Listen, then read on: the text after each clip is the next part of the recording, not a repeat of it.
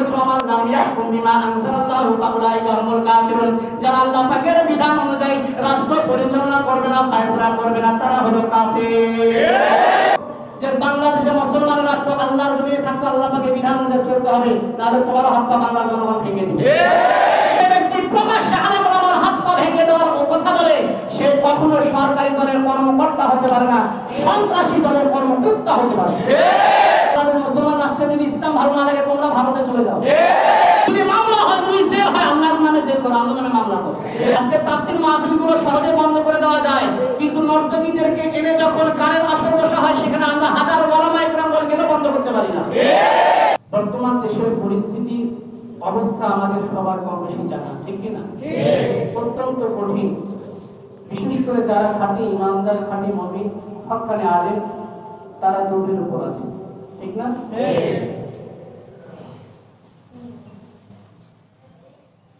এর মাঝেও আল্লাহ পাক রব্বুল আলামিন আমাদেরকে ঈমানের সাথে বেঁচে রেখেছেন। কিসের সাথে ভাই? ঈমানের সাথে। আপনি একটু চিন্তা করে দেখুন, যারা কবরে চলে গেছে, ঈমানদার বেঈমান, আল্লাহর দুশমন আল্লাহর বন্ধু, নবীর দুশমন নবীর বন্ধু, দুই শ্রেণীর মানুষ কবরে চলে গেছে। যারা আল্লাহর বন্ধু হয়ে, নবীর বন্ধু হয়ে যারা কবরে চলে গেছে, আল্লাহ পাক রব্বুল আলামিন তাদেরকে মহা পুরস্কার দান করেছেন। কোরআনুল কারীমে তার বর্ণনা পাওয়া যায়, ঠিক কি না? যারা আল্লাহকে খুশি করে মরতে পারবে, যারা রাসূলকে রাজি করে কবরে যেতে পারবে, তাদের জীবনটা সার্থক জীবন, তাদের জীবনটাই সার্থক জীবন। কিন্তু যারা কবরে চলে গেছে কিন্তু ঈমান হারিয়ে, নবীর দুশমন হয়ে, কোরআনের দুশমন হয়ে, ইসলামের দুশমন হয়ে, আল্লাহর দুশমন হয়ে, তাদের জন্য তওবার দরজা, সংশোধনের দরজা চিরকালের জন্য বন্ধ হয়ে গেছে, ঠিক কি না?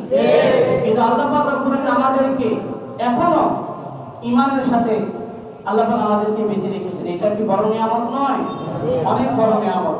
কিন্তু আল্লাহ পাক আমাদেরকে যে ঈমান দান করছেন, এখন এই ঈমানকে আমাদেরকে ধারণ করতে হবে, আমাদেরকে লালন করতে হবে, এই ঈমানকে আমাদেরকে হেফাজত করতে হবে, কথা ঠিক না? এটা অনেক বড় একটা নিয়ামত। কারণ ঈমানদার ব্যক্তি আল্লাহকে বিশ্বাস করে, ঈমানদার ব্যক্তি পরকালকে বিশ্বাস করে। কারণ কোরআন যেহেতু সত্য, তাই ঈমানদারদের ঈমানও হবে সত্য, ঠিক না? দুনিয়ার কোন শক্তিকে, দুনিয়ার কোন প্রশাসনকে, দুনিয়ার কোন লাঠিকে, দুনিয়ার কোন আঘাতকে কোন ঈমানদার, সাচ্চা ঈমানদার কখনোই পরোয়া করে না, পরোয়া করেনি, করতে পারে না। কারণ ঈমানদারদের ঈমান এত সত্য। আমি ছোট্ট একটা কথা বলে আমি আমার মূল আলোচনায় ঢুকে যাব ইনশাআল্লাহ। আপনারা চীনের প্রাচীরের কথা শুনেছেন কি? চীনের প্রাচীর, যেটা গোটা বিশ্বকে আকৃষ্ট করেছে, গোটা বিশ্বকে অবাক করে দিয়েছে। সেই চীনের প্রাচীরকে ভেঙে ফেলা সম্ভব, সেই চীনের প্রাচীরকে আলাদা করা সম্ভব, সেখান থেকে সরানো সম্ভব, সম্ভব কি না? আমরা মিশরের পিরামিডের নাম শুনেছি, যেটা গোটা বিশ্বের পর্যটকদের জন্য একটা অন্যতম পছন্দের জায়গা, অত্যন্ত আনন্দের জায়গা এবং একটা সুন্দর জায়গা। এই চীনের, এই মিশরের পিরামিডকে ভেঙে ফেলা সম্ভব, সেখান থেকে আলাদা করা সম্ভব। পৃথিবীতে যতগুলো বড় বড় পাহাড় পর্বত আছে, এই পাহাড় পর্বতগুলোকে ভেঙে ভেঙে আলাদা করা সম্ভব, পাহাড়ের জায়গা থেকে তাদের পাহাড়কে সরানো সম্ভব। কিন্তু ঈমানদারদের ভিতর থেকে ঈমান সরানো সম্ভব নয়, ঠিক কি না? আমাদেরকে মনে রাখতে হবে, চীনের প্রাচীর, মিশরের পিরামিড, যত বড় বড় শক্তিশালী পাহাড় পর্বত থাক না কেন, এগুলোকে ভেঙে চুরমার করা সম্ভব, এগুলোকে আলাদা করা সম্ভব, কিন্তু কখনো ঈমানদারদের ভিতর থেকে ঈমান আলাদা করা সম্ভব নয়, কথা ঠিক কি না? এজন্য ঈমানদার একমাত্র ভয় করে কাকে? আল্লাহ সুবহানাহু ওয়া তাআলা কোরআনুল কারীমের মধ্যে বলেছেন, ফায়ুআযিবুহুল্লাহুল আযাবাল আকবার। আল্লাহ সুবহানাহু ওয়া তাআলা বলেছেন আল্লাহ পাকের আযাব বড়, এটা আমরা সবাই জানি, ঠিক কি না? কোরআনের কথা, কার কথা? কোরআনের বাণী সত্য, আপনাদের বিশ্বাস হয়? কারণ কোরআনের বাণী যে সত্য, এটা যদি সত্য না হতো, আল্লাহ পাকের বাণী যদি না হতো তাহলে এত লং টাইম এটার স্থায়িত্ব থাকতো না, বিক্রি হয়ে যেত, নষ্ট হয়ে যেত, রদ বদল হয়ে যেত, যোজন বিয়োজন হয়ে যেত। কথা ঠিক কিনা? আল্লাহ পাকের এই কোরআন যে সত্য, আল্লাহ পাক একাধিক আয়াতে, যদিও কোরআনুল কারীমের প্রত্যেকটি আয়াত প্রমাণ করে আল্লাহ পাকের কোরআন সত্য, কিন্তু এটা যে আল্লাহ পাকের বাণী এর জন্য আলাদা আল্লাহ পাক আয়াত নাযিল করেছেন। দুনিয়ার কোন শক্তি, দুনিয়ার কোন বিজ্ঞানী, দুনিয়ার কোন গবেষক, কোন বুদ্ধিজীবী কোরআনুল কারীমের ভুল ধরতে পারেনি, পারবে না, তার কল্পনা করা। আল্লাহু আকবার। তাহলে আমাদের ঈমান শক্ত না দুর্বল? কার কার ঈমান শক্ত? হাত তুলেন দেখি। এই ঈমান নিয়ে কে কে কবরে যেতে চান? হাত তুলেন দেখি। রাজি আছেন তো ইনশাআল্লাহ? অবশ্যই অবশ্যই। আমরা প্রয়োজন হলে আমরা ঈমান বাঁচাতে গিয়ে আমরা জীবন দিব, বাঁচাতে গিয়ে আমরা ঈমান দিব না। ঠিক কি না? আমরা ঈমান বাঁচানোর জন্য প্রয়োজন হলে আমরা আমাদের জীবন কুরবানি দিব, কিন্তু ঈমানকে বাঁচানোর জন্য আমরা কখনো ঈমানকে কুরবানি দিতে পারবো না। ঠিক কি? আল্লাহ পাক কবুল করুন। আমিন। আজকে আলেম ওলামা অত্যন্ত দুর্বল হয়ে গেছে, ঈমানদাররা দুর্বল হয়ে গেছে, যার কারণে বামপন্থীরা, তাগুতি শক্তিরা যে যার মতো করে ভাষণ দিচ্ছে, বক্তব্য দিচ্ছে। যাই হোক, আল্লাহ সুবহানাহু ওয়া তাআলা গত জুমায় যে আমি আয়াতগুলো তেলাওয়াত করেছি, দুটো আয়াত, যারা গত জুমায় নামাজ আদায় করেছেন তারা জানেন যে আল্লাহ পাক রব্বুল আলামিনের শ্রেষ্ঠ বাণী কোরআনুল কারীমের সূরা বনী ইসরাঈল থেকে দুটো আয়াত তেলাওয়াত করেছি। এই দুটো আয়াতের মধ্যে আলোচনা অসম্পূর্ণ থেকে যাওয়ার কারণে আমি তৃতীয় আয়াতটা আবার তেলাওয়াত করেছি, ওয়ান্নাজিলু মিনাল কুরআনি মা হুয়া শিফাউন ওয়া রাহমাতুল লিল মুমিনিন। এই বিষয়, এই আয়াতের মধ্যে আল্লাহ পাক রব্বুল আলামিন তিনটা বিষয় তুলে ধরেছেন। কয়টা? তিনটা। একটা হলো শেফা, একটা হলো কি? শেফা। শেফা। আজকে আমরা রোগ থেকে বাঁচার জন্য আজকে আমরা কত টাকা পয়সা খরচ করি, কত দৌড়াদৌড়ি করি, কত পেরেশান, কিন্তু আল্লাহ সুবহানাহু ওয়া তাআলা বলছে, বান্দারে আমি উত্তম ভ্যাকসিন তোমাদের জন্য নাযিল করেছি। সুবহানাল্লাহ। উত্তম ওষুধ, উত্তম চিকিৎসা দিয়ে আমি এই কোরআন নাযিল করেছি। কাদের জন্য? ঈমানদারদের জন্য। কাদের জন্য? ঈমানদারদের জন্য। وَنُنَزِّلُ مِنَ الْقُرْآنِ مَا هُوَ شِفَاءٌ وَرَحْمَةٌ لِلْمُؤْمِنِينَ।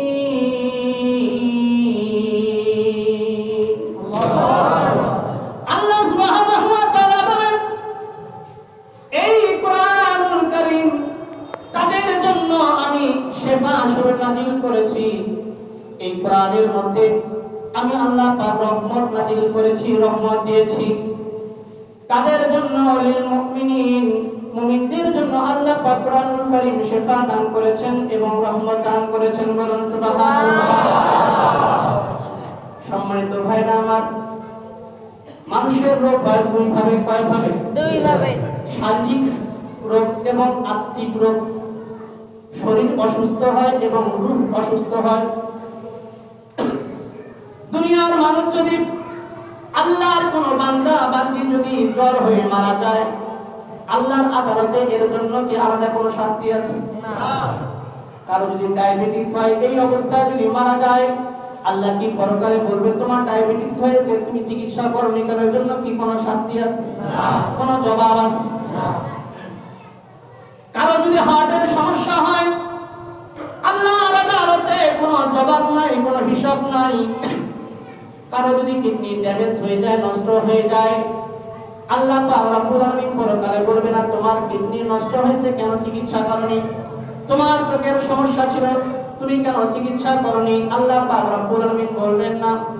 কিন্তু রূহের যদি, নফসের যদি রোগ থাকে, এই রোগ নিয়ে যদি অন্ধকার কবরে যায়, আল্লাহর আদালতে তাকে জবাব দিতে হবে। আমরা শারীরিক সুস্থতার জন্য যত পেরেশান হই, শরীর অসুস্থ হয়ে গেলে তত আমরা দৌড়াদৌড়ি করি, ছুটাছুটি করি, ছটফট করি। আমরা রুহের চিকিৎসার জন্য কিন্তু আমরা এত দৌড়াদৌড়ি ছটফট করি না। ঠিক কিনা? সম্মানিত ভাইরা আমার, আল্লাহ পাক রব্বুল আলামিন বলছেন, এই কোরআন আমি তোমাদেরকে দিয়েছি, যারা এই কোরআন নিয়মিত পড়বে, তেলাওয়াত করবে, আল্লাহ সুবহানাহু ওয়া তাআলা বলেন তাদের শারীরিক সুস্থতা আমি আল্লাহ পাক দান করলাম। সুবহানাল্লাহ। আমি ইউরোপের একজন খ্রিস্টান ডাক্তার, ইউরোপের একজন খ্রিস্টান ডাক্তার। সে মানুষ যখন হাসি দেয়, বিশেষ করে মুসলমান যখন হাসি দেয়, তখন কি বলে? এটা কি কোনো মোল্লা আমাদেরকে শিখিয়েছে? এটা কি ব্যক্তিগত কোনো হুজুরের কোনো বাণী? এটা কোনো মুফতি, কোনো মুহাদ্দিসের, কোনো পীরের এটা আলাদা কোনো এক্সট্রা সুন্নাত? সুন্নাত কার? আল্লাহ, আল্লাহ রাসূলের। সুন্নাত কার? আল্লাহ রাসূল। আল্লাহ রাসূল শিক্ষা দিয়েছেন। মুসলমান যখন কোনো সুসংবাদ শুনে তখন আলহামদুলিল্লাহ বলে। কি বলে? আলহামদুলিল্লাহ। আপনার ছেলে পরীক্ষায় পাস করেছে, আপনি খুশি না বেজার? এর জন্য কি বলবেন? আলহামদুলিল্লাহ। আপনার ছেলে সরকারি চাকরি হয়েছে, আপনি কি বলবেন? আলহামদুলিল্লাহ। আপনার ব্যবসা ভালো ফসল হচ্ছে, আপনি কি বলবেন? আলহামদুলিল্লাহ। আপনার ব্যবসা উন্নত হচ্ছে, আপনি কি বলবেন? আলহামদুলিল্লাহ। আপনার ছেলে চুরি করতে গিয়ে ধরা পড়ছে, কি বলবেন? আলহামদুলিল্লাহ। নাউজুবিল্লাহ। তার মানে ধরা না পড়লে খুশি? হ্যাঁ, ধরা না পড়লে তাহলে খুশি, তাই না? কারণ যেহেতু বললেন যে ধরা পড়লে নাউজুবিল্লাহ, তার মানে ধরা না পড়লে আলহামদুলিল্লাহ, কারণ নিয়ে আসছে তো মাল, ঠিক কি না? ওয়াজ শুনতে হবে, বুঝতে হবে, অত্যন্ত মনোযোগ সহকারে কথাগুলো শুনতে হবে। কারণ যে দেশ, যে সমাজ চলছে, বামপন্থীরা যেভাবে আমাদের ঈমান আকীদাকে নষ্ট করার চক্রান্ত করতেছে, যে কোনো সময় আমাদের ঈমান হারাতে পারে, আমাদের ঈমান চলে যেতে পারে। কথা ঠিক না? আল্লাহ রাসূল সাল্লাল্লাহু আলাইহি সাল্লাম কি বলেছেন? মান রাআ মিনকুম মুনকারান ফালইউগাইয়িরু বিয়াদিহি ফাইন লাম ইস্তাতি ফাবিলিসানি ফাইন লাম ইস্তাতি ফাবিকলবি ওয়া যালিকা আযাফুল ঈমান। আল্লাহ পাক রব্বুল আলামিন, আল্লাহ রাসূল সাল্লাল্লাহু আলাইহি সাল্লাম বলেছেন যে ঈমান মাপার যন্ত্র আছে, ঈমান মাপার ফিতা আছে। ঈমান মাপার কি আছে? ফিতা। আপনার ঈমান কয় ডিগ্রি আল্লাহ রাসূল সাল্লাল্লাহু আলাইহি সাল্লাম বলে দিয়েছেন। কাপড় মাপার জন্য যেমন ফিতা আছে, জমি মাপার জন্য যেমন ফিতা আছে, জ্বর মাপার জন্য যেমন মিটার আছে, ডায়াবেটিস মাপার জন্য যেমন মিটার আছে, তেল সাবান মাপার জন্য, আলু পটল মাপার জন্য যেমন দাড়িপাল্লা আছে, তেমন ঈমান মাপার জন্য ফিতা আছে। কথা ঠিক কিনা? আল্লাহ রাসূল সাল্লাল্লাহু আলাইহি সাল্লাম বলেছেন, সমাজের মধ্যে যখন কোনো অন্যায় দেখবে, সমাজের মধ্যে যখন কোনো অপরাধ দেখবে, সমাজে যখন ইসলাম বিরোধী কোনো কাজ দেখবে, তখন তোমার হাত দিয়ে বাধা দাও। কি দিয়ে? হাত দিয়ে। যদি তোমার পক্ষে সম্ভব হয়, যদি তোমার ক্ষমতা থাকে, যে ব্যক্তি করতে পারবে, হাত দিয়ে বাধা দিতে পারবে, এই হচ্ছে এক নাম্বার ঈমানদার। কয় নাম্বার? এক নাম্বার। এটা আমাদের পক্ষে এখন অনেকটাই অসম্ভব হয়ে গেছে, ঠিক কি না? এটা এখন অনেকটাই আমাদের কাছে অসম্ভব হয়ে গেছে। আজকে তাফসীর মাহফিলগুলো সহজে বন্ধ করে দেওয়া যায়, কিন্তু নর্তকীদেরকে এনে যখন গানের আসর বসা হয়, সেখানে আমরা হাজার ওলামা ইকরাম গেলে বন্ধ করতে পারি না, ঠিক কি না?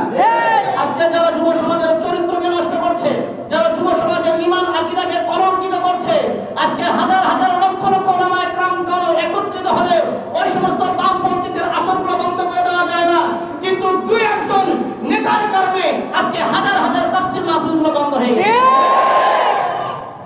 বুঝতে হবে, মনে রাখতে হবে, সমাজের মধ্যে যখন কোনো অন্যায় কাজ দেখবে, সমাজের মধ্যে যখন কোনো অপরাধ দেখবে, তখন তোমাদেরকে হাত দ্বারা বাধা দিতে ইসলাম বলেছেন, নবী বলেছেন। কথা ঠিক কিনা? সম্ভব হয় তারা হাত দিয়ে বাধা দিবে, কিন্তু যদি না পারো, এক নাম্বার ঈমানদার হওয়া যদি তোমার পক্ষে সম্ভব না হয়, সহজ না হয়, তাহলে অন্তত জবান দিয়ে বাধা দাও। আমরা যদি এতটুকু যদি না পারি, আজকে দেখুন কিভাবে ওলামা ইকরামদেরকে তাদের মুখকে বন্ধ করে দেওয়ার জন্য বিভিন্ন রকমের কাজ, বিভিন্ন রকমের কৌশল তারা অবলম্বন করতেছে, ব্যবহার করতেছে।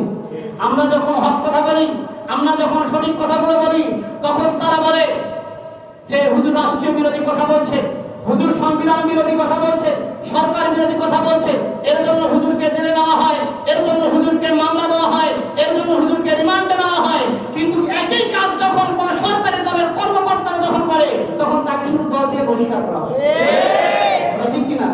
শুধু এতটুকু, একই কাজ যদি কোনো মাদ্রাসার ছাত্র যদি করে, তাহলে তাকে রিমান্ডে নেওয়া হয়, তাকে মামলা দেওয়া হয়, তাকে জেলে পাঠানো হয়। কিন্তু একই কাজ যদি কোনো সরকারি দলের কোনো ছাত্র যদি করে, কোনো সেনা যদি করে, কোনো কর্মী যদি করে, তাহলে শুধু তাকে দল থেকে বহিষ্কার করা হয়। কথাটা একটু বুঝে নেবেন, এখন বুঝবেন না, পরে বুঝবেন, পরে চিন্তা করেন, আগে বাকি আলোচনা শুনুন। কথা কি আমার অযৌক্তিক না? ঠিক আছে, আর ভয় করা যাবে না। অনেক ভয় করেছি, ভয় করতে করতে তারা আমাদেরকে এমন ভয় দেখিয়েছে, আমাদেরকে তারা মানুষ মনে করে না, আমরা মনে হয় রোহিঙ্গা হয়ে গেছি। বাংলাদেশে আজকে আমরা রোহিঙ্গা হয়ে গেছি, বলে ঠিক কিনা? আজকে যে মনে করে, যে চায় ঘাড় মটকে দেওয়ার কথা বলে, ওলামা ইকরামদের হাত পা ভেঙে দেওয়ার কথা বলে, বলতেছি কি বলতেছে না? তোমার এত সাহস থাকে সরকারি পোশাক খুলে খালি হাতে হুজুরের গায়ে হাত দিয়ে দেখো, হাতের জায়গায় হাত থাকবে না, তোমার পায়ের জায়গায় পা থাকবে না, তোমাকে গাছের সাথে ঝুলিয়ে তোমাকে পিটাবে। এরা কি দেখে না কত ওলামা ইকরামদেরকে অপমান করার কারণে কত জায়গায় কতজনকে জুতা পিটা করা হয়েছে নাকি দেখেনি? এজন্য কথা বলার আগে মাথা চেক করে কথা বলবেন, ঠিক না? যখন কথা বলবেন তখন মাথা চেক করে কথা বলবেন, কারণ আপনাদের কথা শুধু বাংলার জনগণ দেখে না, গোটা বিশ্বের জনগণ দেখে। তখন গোটা বিশ্বের জনগণ যখন দেখে তখন তারা চিন্তা করে এই সমস্ত বড়, এই সমস্ত বোকা, এই সমস্ত নির্বোধেরা, দুষ্কর্মীরা মুসলমানদের দেশের শাসক হয়ে আছে। এটা আমাদের জন্য লজ্জার কথা, আমাদের জন্য দুঃখের কথা। সম্মানিত ভাইরা আমার, তারা আমাদেরকে প্রথমে হাত দ্বারা বাধা দিতে হবে। যদি বাধা দিতে না পারি আমাদেরকে অন্তত জবান দিয়ে কি করতে হবে? আমরা দ্বিতীয় স্তরে অন্তত থাকতে চাই। আল্লাহ রাসূল শেষের স্তরে বলেছেন যদি ক্ষমতা নাও থাকে অন্তত মনে মনে ঘৃণা করো, পরিবর্তন করার চেষ্টা করো। এটা হচ্ছে সবথেকে দুর্বল ইমানদারের লক্ষণ। আমরা কি 2 নম্বরে থাকতে চাই না 3 নম্বরে থাকতে চাই? আরে 1 নম্বর ইমানদার হাজার হাজার হাদিসের মুখস্থ করে, লক্ষ লক্ষ হাদিসের ইবাদত করে, আল্লাহ পাকের 30 পারা কোরআন পড়ার পরেও আজকে অনেক আলেম ওলামা টাকার কাছে, ক্ষমতার কাছে বিক্রি হয়ে গেছে, ঠিক কি না? তাহলে আমরা যদি দুর্বল ইমানদার 3 নম্বরের স্তরে যদি থাকি তাহলে যে কোনো ঝাঁকিতে আমাদের ওই ইমানটুকু হারিয়ে যাবে, ঠিক না? এজন্য আমরা 1 নম্বর হতে যদি না পারি অন্তত 2 নম্বর ইমানদার হওয়ার জন্য কারা কারা রাজি আছে অন্তত আরেকবার হাত তুলে আল্লাহ পাক কবুল করবেন, আমিন। সম্মানিত ভাইরা আমার,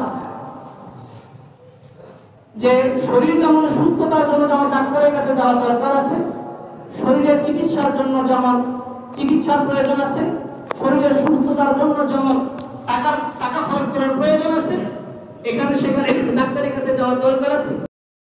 দুনিয়ার চিকিৎসা, শারীরিক চিকিৎসার জন্য এটা যেমন প্রয়োজন আছে, ঠিক নফসের, রুহের চিকিৎসারও প্রয়োজন আছে, ঠিক কি না? আল্লাহ সুবহানাহু ওয়া তাআলা বলছে যে ব্যক্তি অহংকার নিয়ে কবরে যাবে আল্লাহর কাছে তাকে জবাব দিতে হবে কিনা? আল্লাহর কাছে তাকে জবাব দিতে হবে কিনা? তার ভিতরে হিংসা থাকবে, কি থাকবে? হিংসা, অহংকার। এটা কি শরীরের রোগ নাকি রুহের রোগ?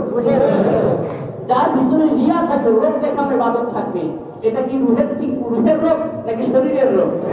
রুহের রোগ। যার ভিতরে তাকাব্বুরি থাকবে, যে ব্যক্তি যার অন্তরের মধ্যে কুফরি থাকবে, নেফাকি থাকবে, মুনাফিকি থাকবে, এই ব্যক্তি যদি মুনাফিক হয়ে কবরে যায়, শিরক নিয়ে যদি কবরে যায়, মুশরিক হয়ে যদি কবরে যায়, আল্লাহর আদালতে তাকে জবাব দিতে হবে, ঠিক কি?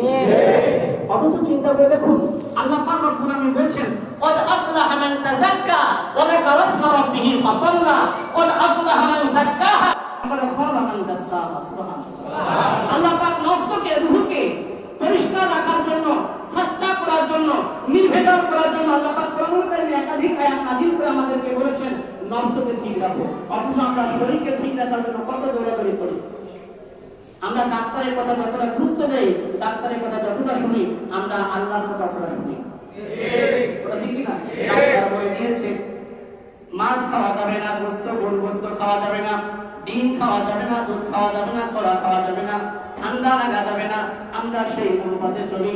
কিন্তু আল্লাহ পাক রব্বুল আলামিন বলেছেন সুদ খাওয়া যাবে না, ঘুষ খাওয়া যাবে না, চুরি করা যাবে না, জেনা করা যাবে না, অহংকার করা যাবে না, তাকাব্বুরি করা যাবে না, রিয়া করা যাবে না। অথচ আল্লাহ পাকের এই বিধানকে আমরা মানি না।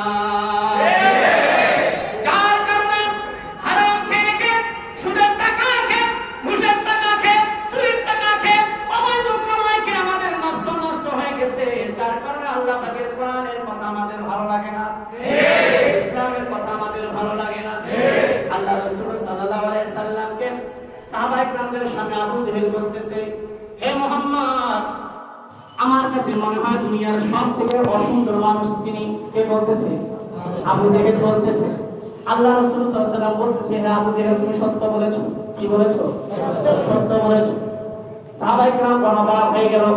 কিছুক্ষণ পরে আবু বকর রাদিয়াল্লাহু তাআলা আনহু, উম্মতের মধ্যে সর্বশ্রেষ্ঠ উম্মত, উম্মতের ঈমানদারদের মধ্যে সর্বশ্রেষ্ঠ ঈমানদার, সে বলতেছে, ইয়া রাসূলুল্লাহি, ইয়া হাবিবাল্লাহি, আমার কাছে মনে হয় আপনার মতো সুন্দর মানুষ এই দুনিয়াতে না। বলেন আবু বকর তুমি সত্য বলেছো। সাহাবায়ে কেরামগণ অবাক হয়ে গেলেন। সাহাবায়ে কেরামগণ বলতেছে ইয়া রাসূলুল্লাহ ইয়া হাবিবাল্লাহ, আবু জেহেল যেই কথাটা বললো সেই কথাও সত্য, আবু বকর যে কথাটা বললো সেই কথাও সত্য। একই জবান একই কথা, কিন্তু দুইটা উত্তর কিভাবে হলো? আল্লাহ রাসূল সাল্লাল্লাহু আলাইহি ওয়াসাল্লাম বলতেছে আমার সাহাবারা, আমি হচ্ছি নবুয়তের আয়না। আমার সামনে যে দাঁড়াবে সে তার চেহারা দেখতে পাবে, তার আমল দেখতে পাবে। বলুন সুবহানাল্লাহ। আবু জেহেল তার কুফরি আমল নিয়ে, শিরকি আমল নিয়ে, বেঈমানের আমল নিয়ে, নাফরমানি নিয়ে তার কলম নষ্ট হয়ে গেছে। সে যখন আমার সামনে যখন দাঁড়িয়েছে তখন তার কলম দেখতে পেরেছে, তার আমল সে দেখতে পেরেছে, যার কারণে সে বুঝতে পেরেছে আর মুহাম্মদ হচ্ছে সবথেকে সুন্দর মানুষ। আর আবু বকর রাদিয়াল্লাহু তাআলা তার আমলের কারণে, তার ঈমানের কারণে, আল্লাহর প্রেমের কারণে, নবীর প্রেমের কারণে, ইসলামের কুরবানির কারণে তার আমল, তার কলমটাকে সাচ্চা করেছে, পরিষ্কার করেছে। যার কারণে আমার সামনে যখন সে দাঁড়িয়েছে তখন সব থেকে সুন্দর সে দেখতে পেরেছে। বলুন সুবহানাল্লাহ। ঠিক তেমনই ভাবে কোরআন পড়ে, কোরআনের কথা বলে আমরা সকাল বিকাল কোরআন পড়ি, আমরা নামাজ পড়ি, তাহাজ্জুদ করি, আমরা হজ করি, আবার সেই মানুষগুলো কোরআনের বিরোধিতা করতেছে। একই কোরআন পড়ে, একই নামাজ পড়ে, একই জায়গায় হজ করে, একই জায়গায় রোজা করে, একই ইবাদত করে, অথচ তারা কিভাবে ইসলামের দুশমনি করতে পারে? একজন কোরআন পড়ে কোরআনের জন্য জীবন দেওয়ার জন্য রাজি আছে, একজন কোরআন পড়ে ইসলামের জন্য জীবন দিতে রাজি আছে, নবীর জন্য জীবন দিতে রাজি আছে। আবার কোরআন পড়লে ওদের মধ্যে অনেকে আছে ইসলামের হুকুম আহকাম চায় না, বাতিলের হুকুম আহকাম চায়। তার মানে বুঝতে হবে যে ব্যক্তি কোরআনকে ভালো লাগবে, যাকে নবীকে ভালো লাগবে, বুঝতে হবে তার ঈমান সাচ্চা, পাক্কা, পরিষ্কার। আর যে ব্যক্তি কোরআন পড়বে, নবীকে দেখবে, ইসলামের পথে চলার কথা বলে, তারপরে যদি ইসলামের হুকুম আহকাম যদি তাকে ভালো না লাগে, বুঝতে হবে সে কোরআন পড়ে ঠিকই, নামাজ পড়ে ঠিকই, ইবাদত বন্দেগী করে ঠিকই, হজ করে ঠিকই, কিন্তু তারপরে তার মধ্যে আবু জেহেলের সিফাত আছে। আবু জেহেলের কি আছে? সিফাত আছে। আবু জেহেলের বৈশিষ্ট্য তার মধ্যে আছে, বুঝতে হবে।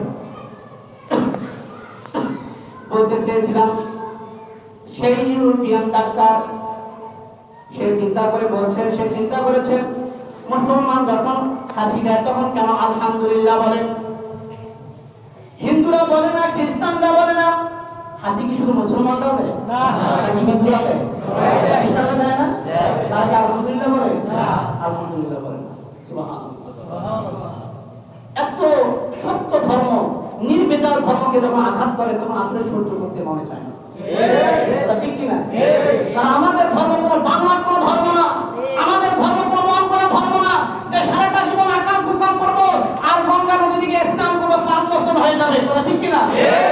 অন্ধ ধর্ম আমাদের ইসলাম না, আমাদের ঈমান সাচ্চা, আমাদের ধর্ম সত্য ধর্ম, সত্য ধর্ম। কথা ঠিক কিনা? মানুষের মন করা সংবিধানের মতো আমাদের সংবিধান না। আল্লাহ পাক বলেন যে সংবিধান দিয়েছে এর মধ্যে কোনো ভুল নেই, এর মধ্যে ভুলের কোনো সন্দেহ নেই। সুবহানাল্লাহ। হিন্দুরা যখন হাসি দেয় কিন্তু আলহামদুলিল্লাহ বলে না, খ্রিস্টানরা যখন হাসি দেয় আলহামদুলিল্লাহ বলে না, বৌদ্ধরা যখন হাসি দেয় আলহামদুলিল্লাহ বলে না, মুসলমান যখন হাসি দেয় তখন আলহামদুলিল্লাহ কেন বলে? কারণ আমি যতটুকু শুনেছি, যতটুকু জানি যে তারা যখন কোনো সুসংবাদ শুনে তখন আলহামদুলিল্লাহ বলে, কিন্তু হাসির মধ্যে কি এমন সুসংবাদ আছে যার কারণে তারা আলহামদুলিল্লাহ বলে? গবেষণা শুরু করে দিল। 1 নয় 2 নয়, দীর্ঘ 20টা বছর গবেষণা করে কাটিয়ে দিয়েছে। শুধু হাসির মধ্যে গবেষণা করেছেন কয় বছর? আলহামদুলিল্লাহ কেন বলে এটা বের করার জন্য যত যন্ত্রের প্রয়োজন, যত গবেষণা করার জন্য যত বস্তুর প্রয়োজন, সবগুলো তিনি আবিষ্কার করে তিনি গবেষণা করতে পেরেছেন, গবেষণা করে ধরতে পেরেছেন যে মুহাম্মদ সাল্লাল্লাহু আলাইহি সাল্লাম নামে একজন নবী আছে। কয়জন? একজন। মুহাম্মদ সাল্লাল্লাহু আলাইহি সাল্লাম নামে একজন নবী আছে যিনি শিক্ষা দিয়েছেন হাসি দেওয়ার পরে আলহামদুলিল্লাহ বলতে হবে। কারণ সেই ইউরোপিয়ান ডাক্তার গবেষণা করে দেখেছে যখন হাসি দেয় তখন 1 নয় 2 নয় 3,000 রোগ জীবাণু বের হয়ে যায়। 3,000 একটা হাসি যখন পড়ে তখন 3,000 রোগ জীবাণু হাসির সাথে বেরিয়ে যায়। বিনা কারণে, বিনা টাকায়, বিনা খরচে, বিনা চিকিৎসায় যে আল্লাহ পাক রব্বুল আলামিন একটা হাসির মাধ্যমে তাদেরকে 3000 রোগ থেকে মুক্ত করলো। নিয়ামতের শুকরিয়া আদায় করতে হবে আল্লাহ। ঠিক কিনা? দেখা যায় সাধারণত হাসি পর কয়টা আসে? দুইটা আসে। কয়টা আসে? দেখবেন একটা হাসি দিবেন আলহামদুলিল্লাহ, আরেকটা হাসি দিবেন আবার কি আলহামদুলিল্লাহ, বলে ঠিক কিনা? আরেকটা যদি হাসি দেয় আরো আলহামদুলিল্লাহ। অর্থাৎ হাসি যত আসবে 3 সাথে 3 যোগ হবে। যে মুহাম্মদ আজ থেকে 1500 বছর আগে উম্মতকে শিক্ষা দিয়েছেন হাসি আসার পরে আলহামদুলিল্লাহ বলতে হবে, তখন তো কোনো ক্যামেরা ছিল না, তখন তো কোনো দূরবীন ছিল না, তখন তো কোনো যন্ত্র ছিল না। কিভাবে মুহাম্মদ বুঝলো যে হাসির সাথে সাথে রোগ জীবাণু বের হয়ে যায়? যে মুহাম্মদ বিনা যন্ত্রে, বিনা বন্দুকের, বিনা যন্ত্রে যে ব্যক্তি বলতে পারে আল্লাহ আলহামদুলিল্লাহ বলতে হবে, এই নবী কখনো ভণ্ড নবী না, এই নবী কখনো মিথ্যা নবী না, সত্য নবী। বলেন সুবহানাল্লাহ। সেই ইউরোপিয়ান ডাক্তার পরিবারের সন্তান, পরিবারের বউকে সাথে নিয়ে, পরিবারের ছেলে মেয়েকে সাথে নিয়ে একজন হুজুরের হাতে কালিমা করে মুসলমান হয়েছে। সুবহানাল্লাহ। রব্বুল আলামিন বলেন অনুনাজ্জিলু মিনাল কুরআনি মা হুয়া শিফা। ও আমার বান্দা বান্দীরা, এই কোরআন আমি তোমাদের জন্য শিফা রেখেছি। সুবহানাল্লাহ। এই কোরআনের মধ্যে কি রেখেছি? আপনার যদি জ্বর হয়, দেখবেন কোনো খাবার আপনার ভালো লাগবে না। আপনার যদি পেটে বেদনা হয়, আপনার কোনো খাবার ভালো লাগবে না। তার মানে খাবারের দোষ না, দোষ আপনার। কথা ঠিক কিনা? ঠিক তেমনি ভাবে শরীর যদি অসুস্থ হলে দুনিয়ার খাবার যেমন ভালো লাগে না, ঠিক তেমনি ভাবে কার নফস যদি খারাপ হয়ে যায়, নষ্ট হয়ে যায়, আল্লাহ পাকের কোরআনের কথাও তাকে ভালো লাগবে না। ঠিক কিনা? আজকে আমাদেরকে বলা হচ্ছে হুজুর আপনারা ওয়াজের মাহফিলে রাজনীতির আলোচনা করেন, কিসের আলোচনা করেন? হুজুর আপনারা ওয়াজ মাহফিলে রাজনীতি আলোচনা করেন, কোরআন থেকে কথা বলবেন। আর ভাই আমরা যে কোরআন থেকে কথা বলি, যখন কথাগুলো তাদের বিরুদ্ধে চলে যায় তখন তারা বলে হুজুর ধর্মের বিরুদ্ধে মানে রাজনীতির ওয়াজ করতেছে। কিসের কথা বলতেছি? রাজনীতির কথা বলতেছি। সম্মানিত ভাইরা আমার, আমাদের বাংলাদেশে খুন হয় কি হয় না? আমাদের বাংলাদেশে ধর্ষণ হয় কি হয় না? আমাদের বাংলাদেশে ইফতিজিং হয় কি হয় না? আমাদের বাংলাদেশে চুরি ডাকাতি হয় কি হয় না? আজকে দেখবেন বাংলাদেশ স্বাধীন হওয়ার পরেও, এত বছর পরেও আজকে বঙ্গবন্ধুর খুনের বিচারের জন্য তারা তদন্ত করতেছে, এখনো সে মামলা চলতেছে। ঠিক কিনা? অথচ বাংলার জমিনে এখনো শত শত জায়গায় খুন হইতেছে। একজনের খুন হয় 10 জন খুনি ছাড়া পায়, আছে না নাই? একজন ধর্ষকের বিচার হয়, বাকি ধর্ষকগুলো ঘুরে ঘুরে বেড়াচ্ছে, আছে না নাই? একজন চোর ধরা পড়লে একজন চোরের বিচার হয়, বাকি চোরগুলো ঘুরে বেড়াচ্ছে, আছে না নাই? অথচ আল্লাহ পাক রব্বুল আলামিন কুরআনুল কারীমের মধ্যে সূরা মায়দার মধ্যে বলেছেন আমান লাম ইয়াহকুম বিমা আনজালাল্লাহু ফাউলাইকা হুমুল কাফিরুন। আমাদেরকে তোমরা যারা বলো যে হুজুর রাজনীতির আলোচনা করবেন না, কোরআনের কথা বলবেন, কোরআনে যা আছে তাই বলবেন, তাহলে আপনাদের কাছে আমার ওয়াজ হলো আল্লাহ পাক রব্বুল আলামিন বলেছেন আমান লাম ইয়াহকুম বিমা আনজালাল্লাহু ফাউলাইকা হুমুল কাফিরুন। যারা আল্লাহ পাকের বিধান অনুযায়ী রাষ্ট্র পরিচালনা করবে না, ফয়সালা করবে না, তারা হলো কাফির। আল্লাহ পাক পরবর্তী আয়াতের মধ্যে বলেছেন আমান লাম ইয়াহকুম বিমা আনজালাল্লাহু ফাউলাইকা হুমুজ জালিমুন। যারা আল্লাহ পাকের বিধান অনুযায়ী রাষ্ট্র পরিচালনা করবে না, ক্ষমতা চালাবে না, তারা হলো জালেম। এটা আমার কথা না, আল্লাহ পাকের কোরআনের কথা। সূরা মায়দার মধ্যে আল্লাহ পাক রব্বুল আলামিন বলেছেন, আল্লাহ পাক রব্বুল আলামিন আরো বলেছেন ওয়ামান লাম ইয়াহকুম বিমা আনজালাল্লাহু ফাউলাইকা হুমুল ফাসিকুন। যারা আল্লাহ পাকের বিধান অনুযায়ী রাষ্ট্র পরিচালনা করবে না, মন মতো রাষ্ট্র পরিচালনা করবে, একজন খুনির বিচার হবে 10 জন খুনি ছাড়া পাবে, একজন ধর্ষকের বিচার হবে 10 জন ধর্ষক ছাড়া পেয়ে যাবে, একজন চোরের বিচার হবে 10 জন চোর রাস্তায় মুক্তান করে বেরাবে।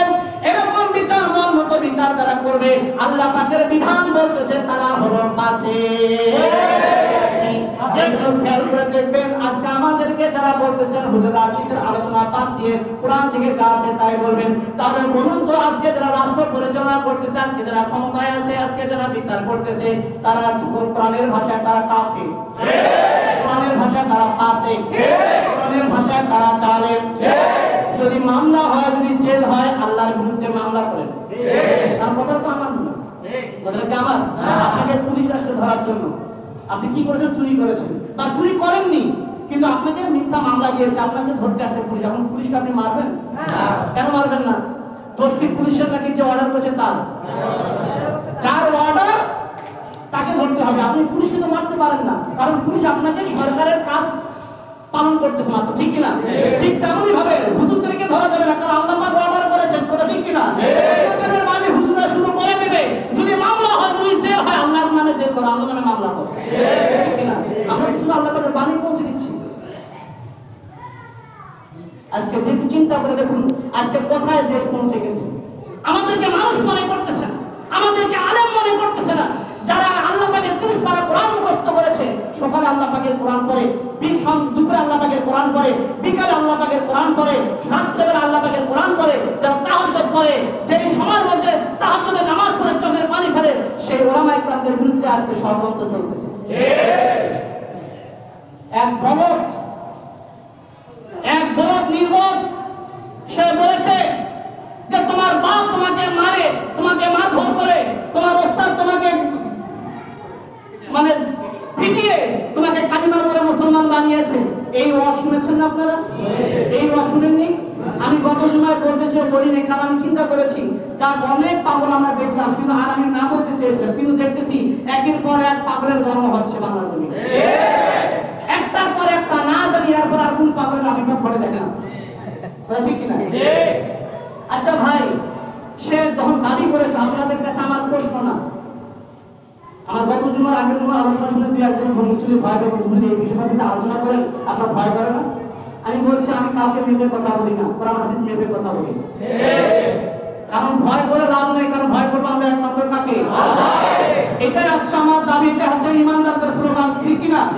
কারণ কোন তাগুতি শক্তিকে ভয় করার কোনো সময় নেই, ভয় তারা আমাদেরকে করবে, কথা ঠিক কিনা? ভয় ইমানদারদেরকে করবে, বেনামাজি নামাজিকে ভয় করবে, গুনাহগারদের নেককারদেরকে ভয় করবে, জাহেল আলেমদেরকে ভয় করবে, তাগুতি শক্তি কুফরি শক্তি আল্লাহ পাকের দলকে কর্মীদেরকে ভয় করবে। কোন ইমানদার কোন তাগুতি শক্তিকে ভয় করতে পারে না, প্রশ্নই আসে না। শুধু মণ্ডলী, সে বলেছে যে আমার বাপ, আমি নিজে আলিম বাবা শিখেছি, কালিমা পড়ে মুসলমান হয়েছি, আর আমার চেয়ে তুমি কি বড় মুসলমান হয়েছে? কোন যুক্তি কোন জায়গায় লাগিয়েছে? এরাই আমাদের বাংলাদেশের নেতা। আমাদের আফসোস হয়, এই মেধা দিয়ে, এই বুদ্ধি দিয়ে তারা কিভাবে পরিচালনা করে, দেশ পরিচালনা তারা বুঝে আসে। আচ্ছা ভাই, আপনাদের কাছে আমার একটা প্রশ্ন, আমাদের বাংলাদেশের সর্বকালের শ্রেষ্ঠ বাঙালি বলা হয় বঙ্গবন্ধু শেখ মুজিবুর রহমান, কাকে? আপনারা কি ঘুমাচ্ছেন নাকি? বাংলাদেশের সর্বশ্রেষ্ঠ সর্বকালের শ্রেষ্ঠ বাঙালি বলা হয় কাকে? আপনাদের কাছে আমার প্রশ্ন, আমার তার কাছে প্রশ্ন, কার কাছে? ওর কাছে আমার প্রশ্ন, আজকের থেকে এই কথাটা মুছে দেন, আজকের থেকে এই কথা বাদ দিন, আমি দাবি করবো আজকের থেকে সর্বকালের শ্রেষ্ঠ বাঙালি আমি। কেন জানেন? আরে বঙ্গবন্ধু শেখ মুজিবুর রহমান তো দেশ স্বাধীন করে বাঙালি হওয়ার জন্য তাকে জেলখানা যেতে হয়েছে, তাকে মার খেতে হয়েছে, কতদিন অপমান সহ্য করতে হয়েছে, না খেয়ে থাকতে হয়েছে, জুলুম নির্যাতন অপমান সহ্য করে সে বাঙালি হয়েছে। আর আমি তো জন্মের পর থেকে বাঙালি, বাঙালি হওয়ার জন্য, ভাষা জানার জন্য আমাকে কি মার খেতে হয়েছে? আমাদের জেলে যেতে হয়নি, মার খেতে হয়নি, অপমান হতে হয়নি। তাহলে আমি তো বিনা ঝুঁকিতে, বিনা কষ্টে আমি তো বাঙালি হয়েছে, তাহলে আমি কি সর্বকালের শ্রেষ্ঠ বাঙালি না? আমার থেকে বঙ্গবন্ধু বড় বাঙালি? এর জবাব দিতে তো দেখি কোনো সাহস থাকবে, কারণ জবাব দিতে পারবে? আরে বিনা কারণে, ঝুঁকি ছাড়া, কষ্ট ছাড়া নিজে নিজে কালিমা পড়লে যেমন বড় মুসলমান হওয়া যায় না, কখনোই বড় মুসলমান হওয়া যায় না। এটা একটা সাধারণ মানুষের বুঝবে। আমি যদি বলি সর্বকালের শ্রেষ্ঠ বাঙালি, কেউ মানবে না, কেউ মানবে না। আমারটা যদি না মানে, তাহলে তোমার কথাটাও মানা যাবে না, তোমার কথাটাও মানা যাবে না। এই জন্য আমি বলেছি, কথা বলার সময় দয়া করে মাথা চেক করে কথা বলবেন। আগে ভালো ডাক্তার দিয়ে মাথা পরিষ্কার করে, যে মাথা ঠিক আছে না নাই, তারপরে বক্তব্য দিবেন, তার আগে বক্তব্য দিবেন না, অনুরোধ করছি। এতে বাংলাদেশের মান সম্মান ক্ষুণ্ণ হয়, বিশ্বের মানচিত্রের কাছে বাংলাদেশ ছোট হয়ে যায়।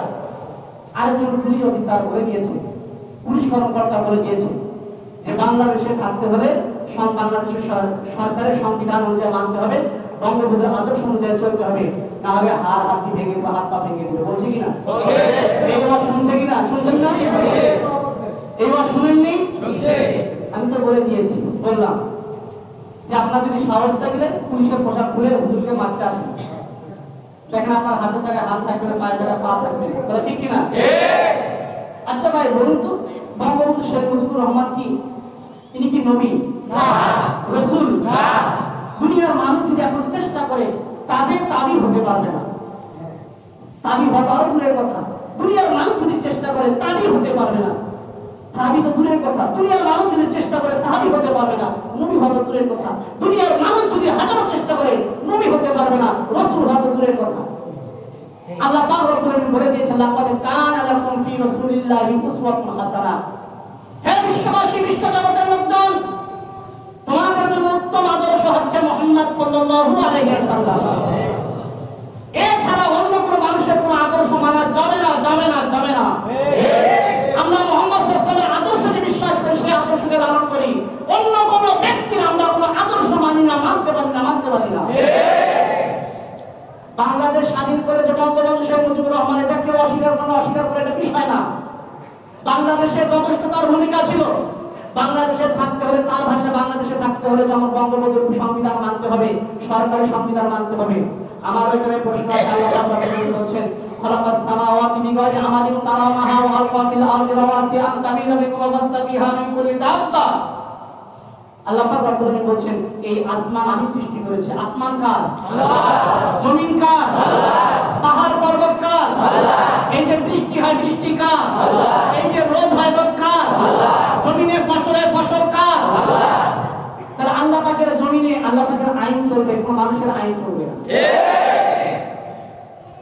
ঠিক কথা ঠিক না? ঠিক। সম্মানিত ভাইরা আমার, ডিবিএল কোম্পানি আছে, ডিবিএল কোম্পানির মালিকের কথা মতো জিএমস কোম্পানির মালিক চলে না। জিএমস কোম্পানির মালিকের কথা মতো ডিবিএল চলে না।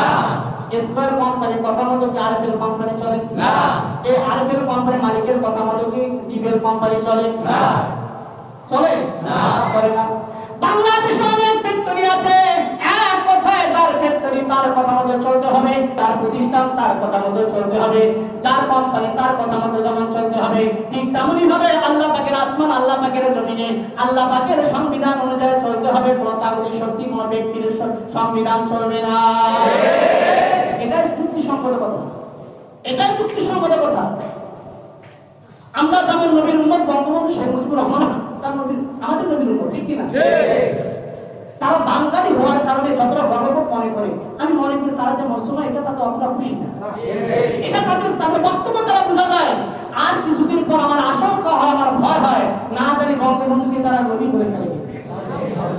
তাদের বক্তব্য, তাদের কথা দ্বারা এতটা পরিমাণ বোঝা যাচ্ছে, তাদের বক্তব্য এমন আমার বোঝা যাচ্ছে, তারা বলতেছে শান্তির অগ্রদূত হচ্ছে প্রধানমন্ত্রী, তারা বলতেছে জাতির জনক হচ্ছে বঙ্গবন্ধু, তারা বলতেছে সর্বদা বাংলাদেশে থাকতে হলে বঙ্গবন্ধুর সংবিধান অনুযায়ী চলতে হবে, বঙ্গবন্ধুর আদর্শকে বিশ্বাস করতে হবে। এইগুলো বক্তব্য দ্বারা বোঝা যাচ্ছে স্পষ্ট কোরআন বিরোধী, ইসলাম বিরোধী। স্পষ্ট বোঝা যাচ্ছে ইসলাম বিরোধী। সে বলেছে বাংলাদেশে থাকতে হলে যেমন বঙ্গবন্ধুর বিধান অনুযায়ী চলতে হবে, না হলে হাত পা ভেঙে দিবে। আমাদের বক্তব্য হলো যে বাংলাদেশে মুসলমানের রাষ্ট্র, আল্লাহর জমিনে থাকতে আল্লাহ পাকের বিধান অনুযায়ী চলতে হবে, না হলে তোমার হাত পা বাংলার জনগণ ভেঙে দিবে। তুমি যদি এরকম কথা বলে, তারা যদি এরকম লাগামহীন কথা বলে, আমি চাইনি এরকম কথা বলতে, কিন্তু অতি আফসোসের সাথে, সাহসের সাথে, হিম্মতের সাথে বলতে বাধ্য হচ্ছি। তারা এরকম করে, যে সমস্ত আলেমের অন্তরের মধ্যে, সিনার মধ্যে আল্লাহ পাকের জিনিস পারা করান, সে আলেমের যখন বিরোধিতা করে, সে আলেমের যখন হাত পা ভেঙে দেয়, তাহলে হাত পা ভাঙার আগে আমরা চেষ্টা করি। ঠিক কিনা? হাত পা ভাঙার আগে আমরা কি করবো? চেষ্টা করে দেব। কারণ আমরা, আমাদের শরীরে রক্ত আছে, আমাদের গায়ে সাহস আছে, আমাদের গায়ে শক্তি আছে। অতএব আল্লাহ পাকের বিধান অনুযায়ী বাংলার জনগণ চলার চেষ্টা করবে। এই আইন কায়েম করার জন্য প্রয়োজন হবে জীবন দিবে। কোন তাগুতি শক্তি, কোন কুফরি শক্তি, কোন ব্যক্তির কোন সংবিধান, কোন আদর্শ প্রতিষ্ঠা হতে দিবে না, দিবে না ইনশাআল্লাহ। সে অপশন দিয়েছে তিনটা, শুনেছেন না আপনারা? অপশন দিয়েছে কয়টা? তিনটা। যদি তোমাদের বাংলাদেশের সংবিধান ভালো না লাগে, বঙ্গবন্ধুর আদর্শ যদি ভালো না লাগে, তাহলে চুপ থাকতে হবে। কি থাকতে হবে? চুপ থাকতে হবে। আমরা কি রোহিঙ্গা? হ্যাঁ, আমরা কি রোহিঙ্গা? নাকি আমরা ভারতীয় কোনো মুসলমান যে কোনো সময় আমাদেরকে তারা তাড়িয়ে দিবে? হ্যাঁ, আরে এই কথা তো বলবো আমরা। কোরআনের বিধান যদি ভালো না লাগে, ইসলামের বিধান যদি ভালো না লাগে, তোমরা চুপ করে থাকো। ঠিক কিনা? সে আবার বলেছে, কারণ আল্লাহ রাসূল সাল্লাল্লাহু আলাইহি ওয়াসাল্লাম এই হাদিসের মধ্যে বলেছেন, যেটা আমি বলেছি, মার রাআ মিনকুম মুনকারান ফালিয়ুগাইয়িরহু বিয়াদিহি, যদি অন্যায় দেখার পরে যদি তোমরা বাধা দিতে না পারো তাহলে তোমরা চুপ থাকো। এটা কি কয় নাম্বার ইমানদার? 3 নাম্বার। কয় নাম্বার? 3 নাম্বার। তাহলে আমাদের এরকম একটা মিথ্যা, এরকম একটা অজুহাত, এরকম একটা অপবাদ আমাদেরকে দিচ্ছে, তাহলে আমরা কি চুপ থাকবো না কথা বলবো? যদি কথা বলে আমরা প্রতিবাদ করতে পারি, আমরা 2 নাম্বার ইমানদার। কয় নাম্বার? আমরা 2 নাম্বার থাকতে চাই না ভাই ইনশাআল্লাহ। সম্মানিত ভাইরা আমার, সে বলেছে বাংলাদেশ যদি ভালো না লাগে, বাংলাদেশের সংবিধান যদি ভালো না লাগে, তাহলে তোমরা পাকিস্তানে চলে যাও। কোথায় যাও? আর এই কথা আপনি বলবেন কেন? আমরা বলবো বাংলাদেশ মুসলমান রাষ্ট্রে যদি ইসলাম ভালো না লাগে তোমরা ভারতে চলে যাও। আমরা বলবো, আপনি বলবেন কেন? তোমরা বলবো কেন? কারণ বাংলাদেশের জনগণ মুসলিম ও মুসলমান, তারা আল্লাহকে বিশ্বাস করে, কোরআনকে বিশ্বাস করে। তোমাদের সামান্য কয়েকটা লোকের কারণে বাংলার জমিনকে কুফরি শক্তিতে ভরপুর হতে দেব না। এই দেশে ইসলামের শিকড় আছে, ইসলামের চারা হবে, ইসলামের গাছ হবে, ইসলামের ফল হচ্ছে ওলামায়ে কেরাম আর মুসলমান ইমানদার। এই জন্য বিশ্বাস করতে হবে মুসলমান, আমাদেরকে যে কোনো সময় আমরা হয় শহীদ হয়ে যাব, না হলে ঈমান নিয়ে বেঁচে থাকবো, না হলে ঈমান নিয়ে কবরে যাব। তোরা ঠিক কিনা? কিন্তু আমরা কুফরি নিয়ে বাঁচতেও চাই না, কুফরি নিয়ে মরতেও চাই না। ঠিক কিনা? সম্মানিত ভাইরা আমার, এখন কথা বলতেছি।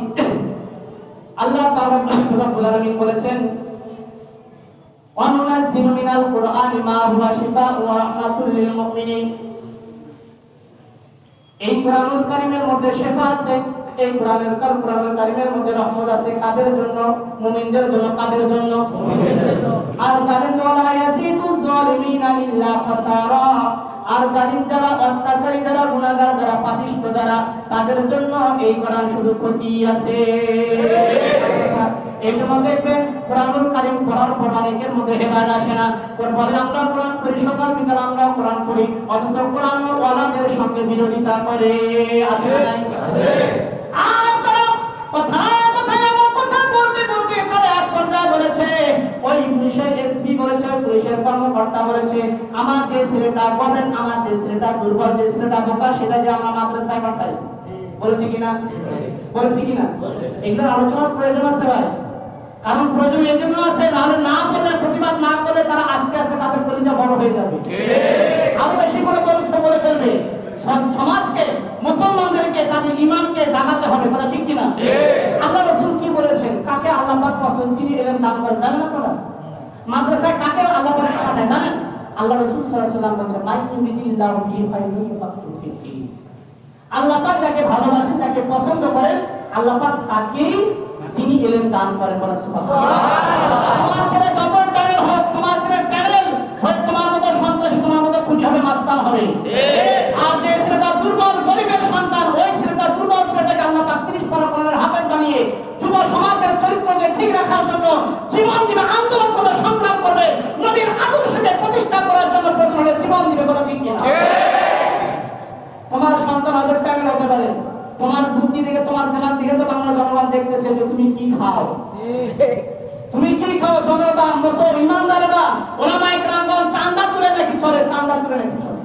নাউযুবিল্লাহি মিন যালিক, নাউযুবিল্লাহি মিন যালিক। প্রকাশ্যে এভাবে মারার হুমকি, এইভাবে ওলামায়ে কেরামদেরকে অপমান করার হুমকি।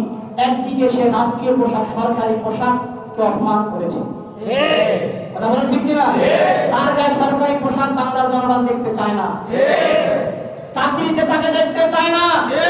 বাংলার জনগণ তাকে দেখতে চায় পাবনার পাগলা গারদে, বাংলার জনগণ তাকে দেখতে চায় সরকারি জেলখানার হাজতে, বাংলার জনগণ তাকে সরকারি পোশাক গায়ে দিয়ে রাস্তাঘাটে ঘোরাফেরা, চলাফেরার অধিকার দিয়ে বাংলার জনগণ এটা দেখতে চায় না।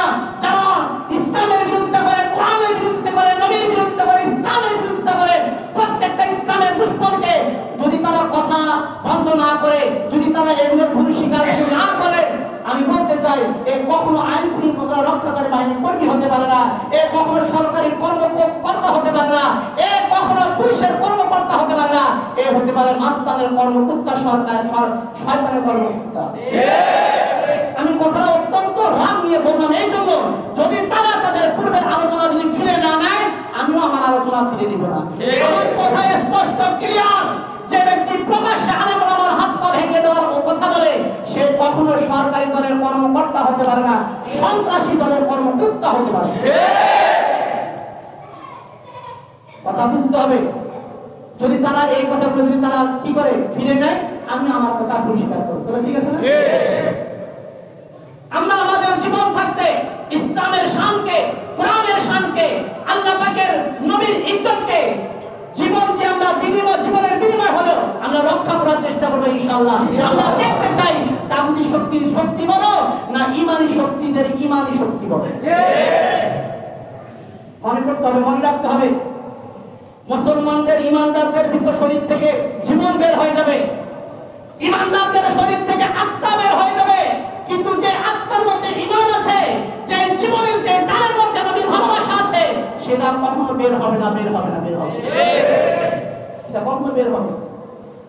আল্লাহ পাক রব্বুল আলামিন বলেন, অনুনাজ্জিলু মিনাল কুরআনি মা হুয়া শিফাউন ওয়া রাহমাতুল লিল মুমিনিন ওয়া লা ইয়াজিদুয যালিমিনা ইল্লা খাসারা।